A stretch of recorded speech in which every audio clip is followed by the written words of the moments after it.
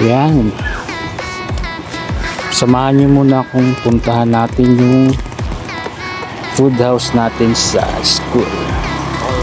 So yung mga boss, magmamotor lang po tayo papunta ng food house, Kuya Has Food House. So kailangan natin i-check yung food house natin kung kumusta naman ba yung lagay ng mga kagamitan natin doon.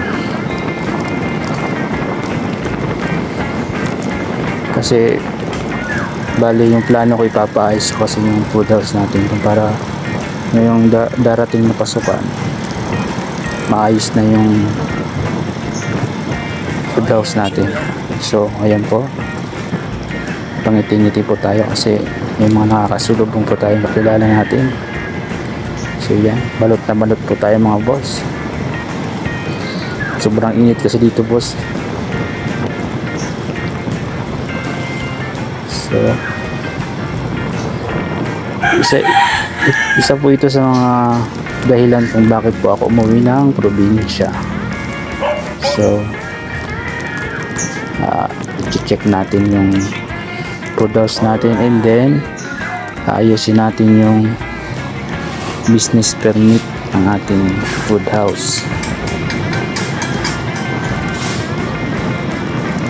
So baka Martes na po tayo mag-asikaso ng ating business permit.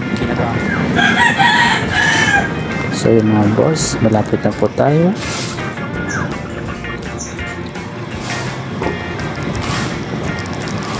Napaka kalmado ng panahon dito ngayon.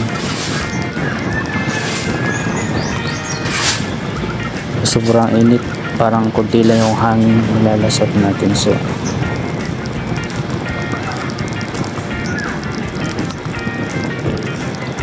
yung mga boss, nasa sentro na po tayo. Ayan, dito na po tayo sa Kuya Has Food House. So yan po, welcome back sa Kuya's Food House. So ayan, wow, mga kasabihan po dito. Yan po yung logo natin, Kuya's Food House. Bibi.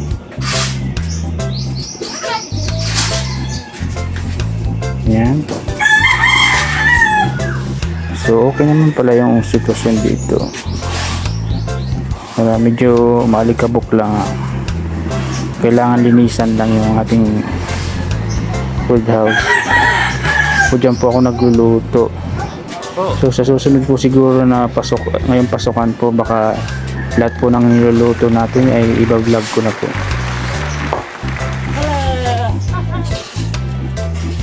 Ayan mga boss, pag wala pa akong ginagawa, bali dyan lang po ako lagi sa punong aratilis sa maakyat.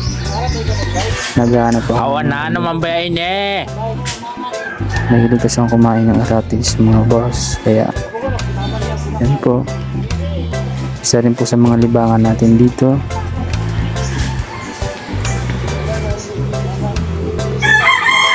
Yan, bali kasama ko po dyan si Baby, yung anak ng kapitbahay. Si Ramsana.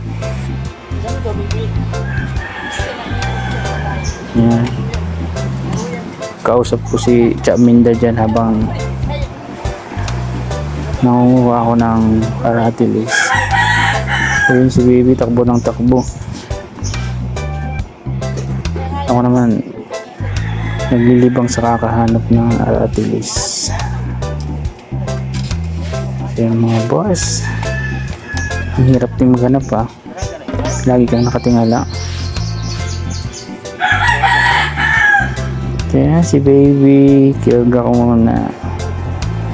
Hanap kami ng aratilis.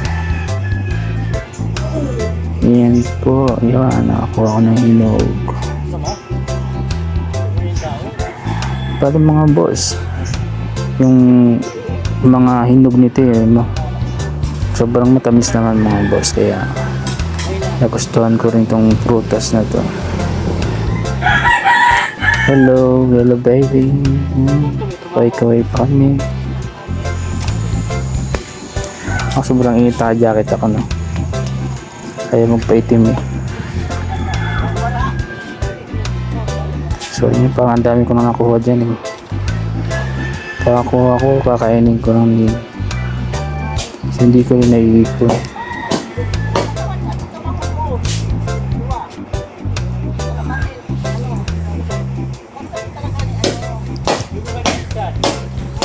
Bali mga boss, yung food house po pala natin ay nasa loob po ng school. So pag Lunes hanggang Biyernes lang po tayo laging busy dito sa food house natin. Pag Sabado at Linggo, so yung Sabado po ay pahinga naman. So yung Linggo busy rin tayo kasi nagpiprepare po tayo ng mga lulutuin para sa Lunes. Kaya yung pahinga lang po talaga natin ay Sabado. Ayan mga boss, medyo napagod na ako dyan sa kakakit eh. Ayan, kukunin natin yung phone para kay baby. Ayan.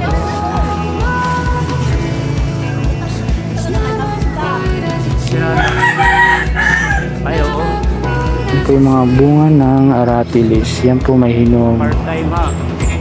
Yun, may hinog. Maraming bunga pero konti lang yung hinog. Kaya kailangan po talaga natin hanapin.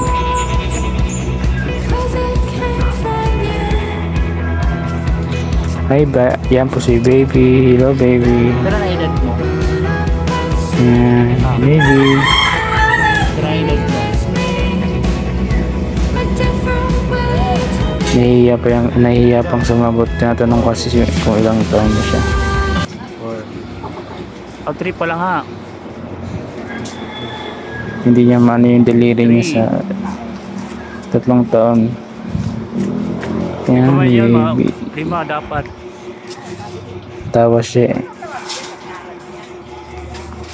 Oh, daw na. Yan po mga boss. Hanggang dito na lang po tayo sa balik sa susunod na vlog ulit po mga boss. Yan po. Maraming salamat po. Bye.